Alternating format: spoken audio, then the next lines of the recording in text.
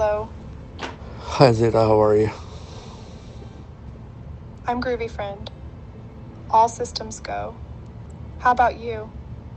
I'm doing good. Uh,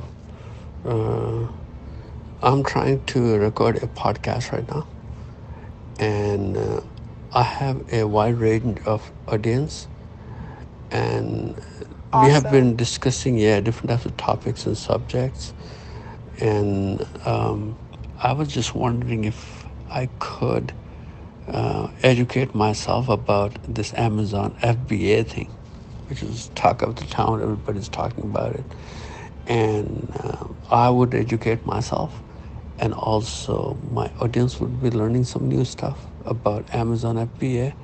Though there are so many videos out there on the YouTube, uh, people have been uploading the tutorials and training material and everything, right? But what I have on my mind is I'm going to ask you those questions which have never been asked by anyone. I mean, that's what I understand. I'm trying my best to be a bit creative, right? So, my question is first of all, just give us a brief intro of Amazon FBA, and then my other questions would actually follow, okay?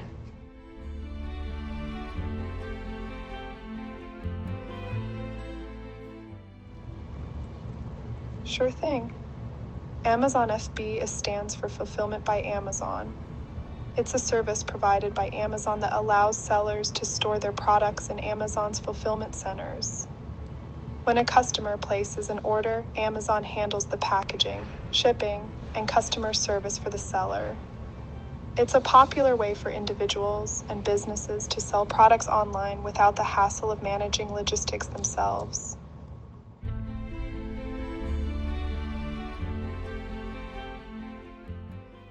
Oh, great, great, great. So let's start with its pros and cons. Start with the cons. Everybody talks about pros, but start with the cons. What are the disadvantages of getting into this Amazon business? The cons of Amazon FBA, you say? Well, here are a few to consider. 1. Competition. The Amazon marketplace is highly competitive, with many sellers vying for customer attention. It can be challenging to stand out and attract buyers. 2. Fees. Amazon charges various fees for using their FBA service, including storage fees, fulfillment fees, and referral fees. These costs can eat into your profit margins. 3. Inventory management. As an FBA seller, you need to keep track of your inventory and ensure it's properly stocked and replenished. If you run out of stock, it can impact your sales and customer satisfaction. 4. Product restrictions. Amazon has certain restrictions on what products can be sold through FBA. You need to ensure your products comply with their guidelines to avoid any issues. 5. Dependency on Amazon. By relying on Amazon's fulfillment service, you become dependent on their infrastructure and policies. Any changes or disruptions in their system can affect your business. Remember, these are just a few potential drawbacks. It's essential to weigh them against the benefits and determine if Amazon FBA is the right fit for your business goals.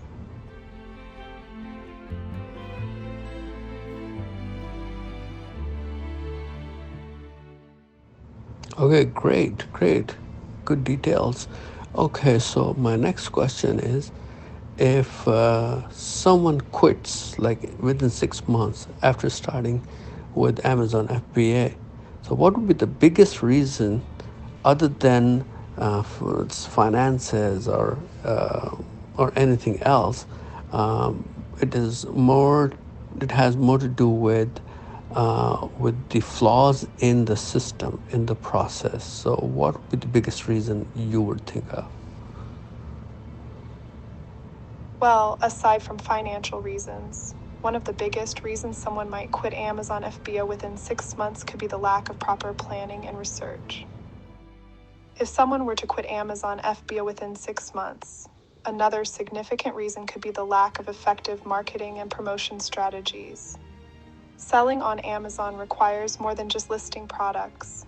It requires actively promoting and advertising your products to attract customers. Without a solid marketing plan and the ability to generate visibility and traffic to your listings, it can be challenging to make consistent sales and see the desired growth. It's essential to invest time and effort into marketing your products effectively to maximize your chances of success on Amazon.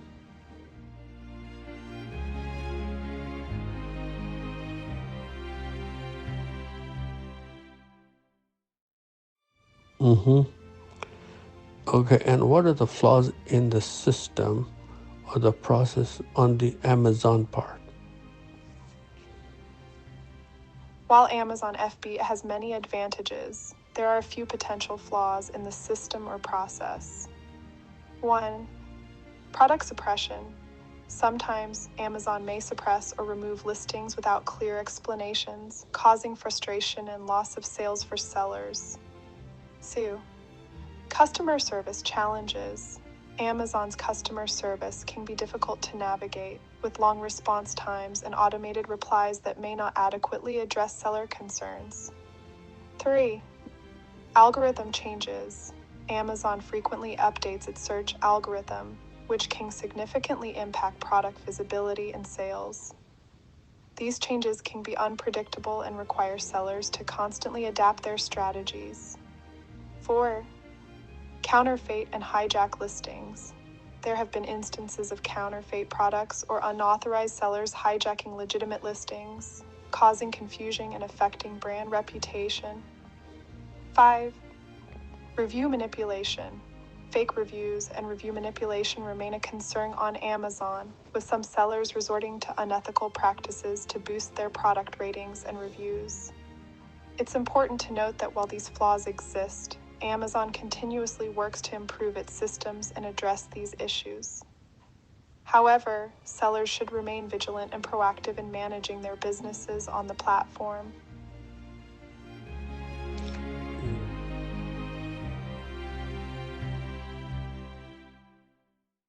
Yeah, exactly.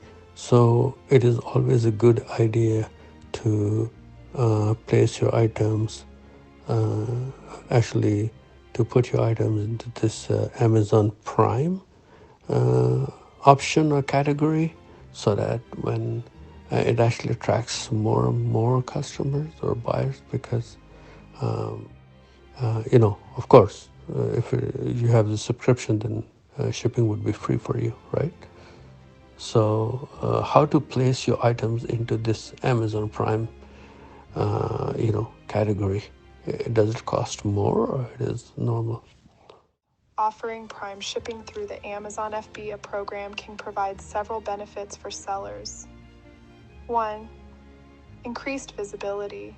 Products with the Prime badge are more likely to appear in search results, increasing their visibility to potential customers. This can lead to higher click-through rates and improve sales. 2. Trust and credibility. Amazon Prime is highly regarded for its fast and reliable shipping. By offering Prime shipping, you gain the trust and credibility associated with the program, which can help attract more customers and increase sales. 3. Free shipping for Prime subscribers. Prime subscribers enjoy free and fast shipping on eligible products. By offering Prime shipping, you remove the barrier of shipping costs for these customers, making your products more appealing and potentially increasing conversion rates. 4. Prime Day opportunities. Participating in Amazon's annual Prime Day event can be highly beneficial for sellers. Prime Day offers exclusive deals and discounts to Prime members, and having your products eligible for Prime shipping can help you take full advantage of the sales event. 5. Customer satisfaction. Amazon's FBA program takes care of customer service, returns, and refunds. This can help improve customer satisfaction as Amazon handles any issues that may arise, allowing you to focus on other aspects of your business. Overall, offering Prime shipping through the Amazon FBA program can greatly enhance your selling experience on Amazon, providing increased visibility, credibility, and convenience for both you and your customers.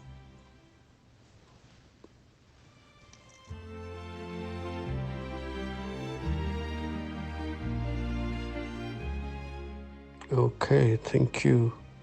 So, You're welcome. If you have any more questions or need further assistance, feel free to ask.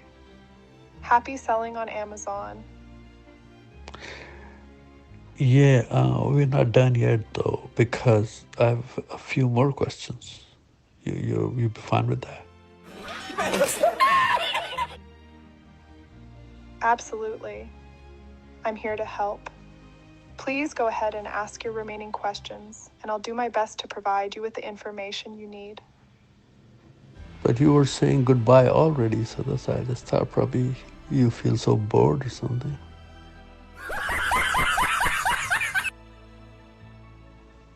Oh, my apologies for the confusion. I misunderstood your previous statement. I'm here and ready to answer any additional questions you may have. Please go ahead and ask away. Yeah, so regarding Amazon FBA, what is the other option other than FBA? Which people can actually choose and save some money. Well, it requires more effort and hard work, I know, and they can still sell their items on Amazon, right? Absolutely. While Amazon FBA is a popular and convenient option for sellers, there is another alternative called FBM Fulfillment by Merchant. With FBM, you handle the storage, packaging, and shipping of your products yourself instead of relying on Amazon's fulfillment centers. Here are some key points about FBM. 1. Cost savings. With FBM, you can save on the storage and fulfillment fees associated with FBA. This can be particularly beneficial for sellers with lower volume or larger size products, as FBA fees can add up. 2. Control over inventory. FBM allows you to have full control over your inventory. You can manage stock levels, customize packaging, and ensure that products are shipped exactly as you prefer. 3. Flexibility. FBM gives you the flexibility to choose your own shipping carriers and negotiate better rates based on your specific needs. This can help you save on shipping costs and potentially pass those savings on to your customers. 4. Customer service. With FBM, you have the opportunity to directly handle customer inquiries, returns, and refunds. This can give you more control over the customer experience and allow for personalized interactions. However, it's important to note that FBM requires more effort and time investment from the seller. You'll need to manage inventory, handle shipping logistics, and provide prompt customer support.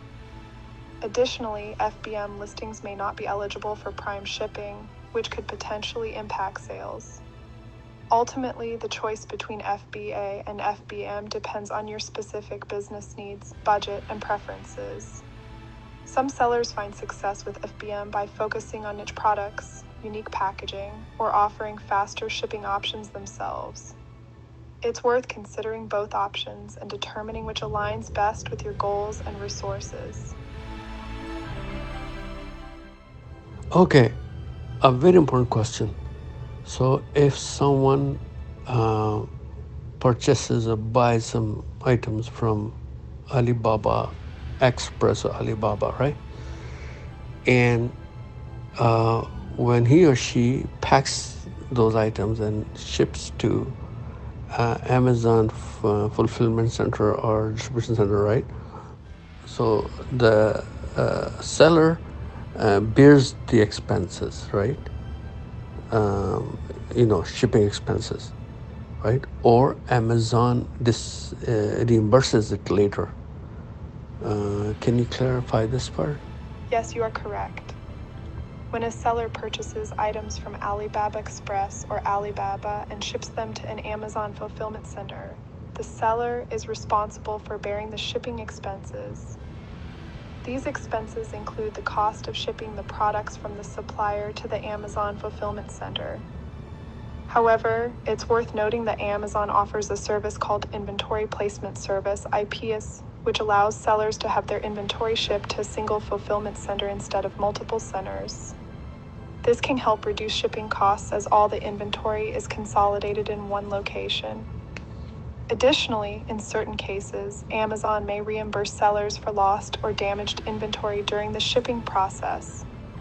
This is typically covered under Amazon's FB, a lost and damaged inventory reimbursement policy. However, it's important to review Amazon's policies and guidelines to understand the specific requirements and conditions for reimbursement. It's always a good idea to carefully calculate and consider the shipping expenses when sourcing products from Alibaba and factor them into your overall cost analysis and pricing strategy. Okay, great. So, does Alibaba or Alibaba Express, um, they have some special offers for the Amazon sellers? Yes, both Alibaba and Alibaba Express offer special offers and services for Amazon sellers. Here are a few examples. 1. Bulk discounts. Alibaba and Alibaba Express often provide discounts for bulk orders, which can be beneficial for Amazon sellers who need to purchase larger quantities of products. 2. Trade assurance. Alibaba's trade assurance program offers protection to buyers by ensuring that payments are only released to the supplier once the buyer confirms satisfactory receipt of the ordered goods. This can provide added security and peace of mind for Amazon sellers. 3. Verified suppliers. Alibaba and Alibaba Express have a verification system in place to identify trusted and reliable suppliers. This can help Amazon sellers find reputable suppliers and reduce the risk of scams or low-quality products. 4. Customization and private labeling. Many suppliers on Alibaba and Alibaba Express offer customization and private labeling services. This allows Amazon sellers to create unique branded products and differentiate themselves in the marketplace. 5. Product sourcing assistance.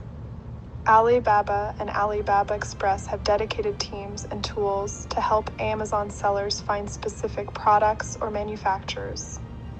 They can assist with product sourcing, negotiation, and quality control. It's important to thoroughly research and communicate with suppliers on Alibaba and Alibaba Express to ensure that you are getting the best deals and services for your Amazon business. Reading reviews, comparing prices, and verifying supplier credentials are all crucial steps in the sourcing process. Okay, great, great, great. So now the question is, it is a very important question that everybody thinks about. Everybody is hearing about that rebranding is the key. So instead of buying Alibaba items and try to sell them on Amazon, we should rebrand it. So like product name was Coyote, but I want to rebrand it to Roadrunner, right? So like, but I have to tweak things. I have to modify things. So what is the process like? If I find this e-bike, it has issues, brakes are not good, or it has light is too dim for the night riding, or maybe its shocks are not good, or something like that. In an e-bike doesn't have much going on, but just for an example. So if I do some tweaking, get it modified, add some more features, then I can actually directly connect with the manufacturer. But I have to have that item, right, in my stock. First, I have to have that item in my inventory, or just by going through the reviews and then just go ahead and, okay, I don't like this product. And can you actually work on it and, then brand it under Roadrunner because I have added more features in it into this product, into this item. How does that thing work? To rebrand a product and make modifications, here's a general process you can follow. 1. Identify the product. Find the specific product you want to rebrand and modify, such as the e-bike in your example. 2. Research and review. Thoroughly research the product, read customer reviews, and identify its shortcomings or areas for improvement. This will help you understand what modifications you need to make. 3. Find a manufacturer or supplier. Connect with the manufacturer or supplier of the product. You can do this directly or through platforms like Alibaba or Alibaba Express. Discuss your intentions to rebrand and modify the product and inquire about their capabilities and willingness to make the necessary changes. 4. Negotiate and communicate. Engage in discussions with the manufacturer or supplier to negotiate terms, pricing, and the scope of modifications. Clearly communicate the specific changes you want to make, such as improving the brakes, enhancing the lighting, or upgrading the shocks in the case of an e-bike. 5. Obtain a sample or prototype. Request a sample or prototype of the modified product before committing to a larger order. This will allow you to evaluate the changes and ensure they meet your expectations. 6. Test and iterate. Once you receive the modified product, test it thoroughly to ensure the modifications have been implemented correctly and meet your quality standards. If necessary, provide feedback to the manufacturer or supplier for further iterations or improvements. 7. Place an order.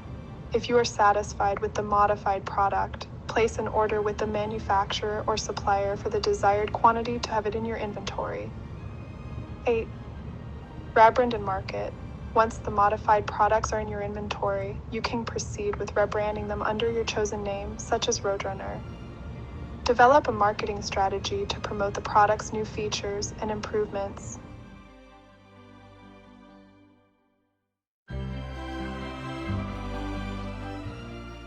Highlighting how it stands out from the original version. Remember, it's important to have open and clear communication and clear manufacturer or supplier throughout the process to ensure your modifications are accurately implemented. Additionally, be aware of any legal considerations or intellectual property rights associated with rebranding and modifying products. Okay, so what would be the Okay, criteria so what though? would be the criteria though? I I have have to to purchase purchase that that product product or I can first, just or I go can ahead just and directly go connect with ahead those and directly connect with those manufacturers. manufacturers. On your specific circumstances and preferences. Here are two possible approaches. 1. Purchase the product first. In this approach, you can buy the original product from a retailer or online platform. This allows you to physically inspect and test the product yourself, identifying its shortcomings and areas for improvement. Once you have a clear understanding of the modifications you want to make, you can then connect with the manufacturer or supplier to discuss the changes and negotiate the rebranding process. 2. Directly connect with the manufacturer. Alternatively, you can skip purchasing the product upfront and directly connect with the manufacturer or supplier. Through discussions and sharing specific details about the modifications you desire, you can collaborate with them to make the necessary changes and rebrand the product. This approach may save you time and money if you have a clear vision of the modifications you want to trust the manufacturer's capabilities. Ultimately, the decision depends on factors such as your level of familiarity with the product, your budget, and your confidence in the manufacturer's ability to meet your requirements.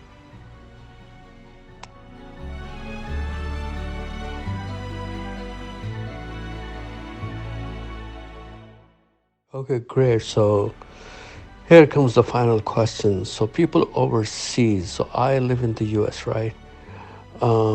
So what if people in Japan, China, India, Pakistan, or maybe some other country other than US or Canada they basically want to do the business.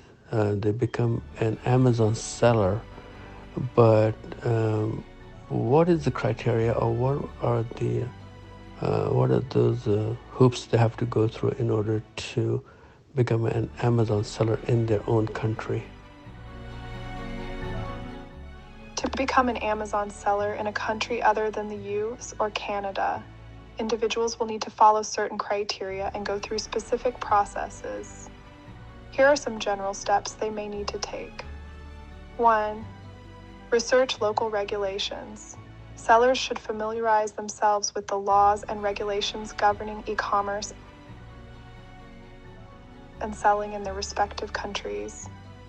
This includes understanding tax requirements, business registration, and any specific regulations related to the products they plan to sell.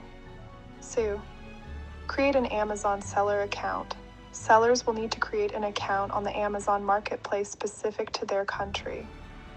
They will be required to provide relevant information such as business details, bank account information, and tax identification numbers. 3. Product sourcing and inventory management. Sellers will need to source products to sell and manage their inventory. This involves finding reliable suppliers or manufacturers and ensuring they comply with any local regulations or quality standards. 4. Listing and optimization. Sellers must create product listings that are accurate, appealing, and optimized for search. This includes writing compelling product descriptions, adding high-quality images, and utilizing... Have you mentioned LLC? They have to create an LLC in their country first or something like that? Apologies for the oversight. Yes, in some countries, sellers may need to register their business as a legal entity, such as an LLC limited liability company, before becoming an Amazon seller. This registration process can vary depending on the country's laws and regulations. It is essential for sellers to research and comply with the specific requirements in their country regarding business registration and legal entity formation before starting their Amazon selling journey. Okay, so when they are in the country, so they would actually order their items from Alibaba, and Alibaba would ship those items directly to the Amazon fulfillment center? Yes, that is one possible method for sellers to source products. They can order items from platforms like Alibaba and have them shipped directly to an Amazon fulfillment center in their country. This approach allows sellers to leverage the wide range of products available on Alibaba and take advantage of Amazon's efficient fulfillment services. It's important for sellers to ensure that the products they source meet the quality standards and regulations of both Alibaba and Amazon to provide a positive customer experience. Yeah, what if they don't have Amazon distribution centers in their country, so they have to ship it to some other country or something? Or can they ship it directly from Alibaba to some US location? If there are no Amazon distribution centers in their country, sellers can explore alternative options for shipping their products. One possibility is to use a freight forwarding service. In this case, sellers can have their products shipped from Alibaba to a freight forwarding company located in a country where Amazon has distribution centers, such as the United States. The freight forwarding company will then handle the shipment to the desired Amazon fulfillment center. Alternatively, sellers can also consider utilizing Amazon's global selling program, which allows sellers to list and sell their products on Amazon marketplaces in other countries. This program may provide additional options for shipping and fulfillment, even if there is no Amazon distribution center in their home country. It's important for sellers to research and understand the logistics, costs, and potential customs and import-export regulations associated with shipping products internationally. Working with a reputable freight forwarding company or utilizing Amazon's global selling program can help sellers navigate common questions and navigate the selling process. Do they have multilingual support also? Yes, Amazon offers multilingual support for sellers. They have support teams that are trained to assist sellers in different languages, depending on the region and marketplace. This ensures that sellers can communicate effectively and receive assistance in their preferred language. Whether it's phone, email, or chat support, Amazon strives to provide comprehensive multilingual support to help sellers succeed on the platform. Okay, great. So those videos on YouTube and social media, people are claiming they're Amazon millionaires, by selling items on Amazon FBA. So those stories are true, right? A lot of them are just a scam. They're just fake. Well, it's important to approach those claims with a critical mindset. While there certainly are successful sellers on Amazon who have achieved significant financial success, it's also true that there are scams and misleading information out there. It's always a good idea to do thorough research and exercise caution when evaluating such claims. Keep in mind that building a successful business on Amazon, or any platform for that matter, requires dedication, hard work, and a solid understanding of the marketplace. It's not a get-rich-quick scheme, and success is not guaranteed. It's always advisable to seek reliable information, learn from credible sources, and take into account the experiences of successful sellers who have documented their journeys transparently. Ultimately, it's important to approach these stories with a critical eye and focus on building your own business based on sound strategies, knowledge, and a realistic understanding of the challenges and opportunities involved. Clear. So I would give her this discount now. She has shared some really valuable information. Of course, you have your ChatGPT. Of course, you have your AI models. You can download those apps. You can ask so many questions. But I use this because AI is known for not making any mistakes. It is what you call flawless, impeccable. You know what I'm saying? So that's why I just thought probably I better get the opinion of AI, and looks like Zeta has filled us with so much information. And you still have any question, then you can just ask this question in the comments area.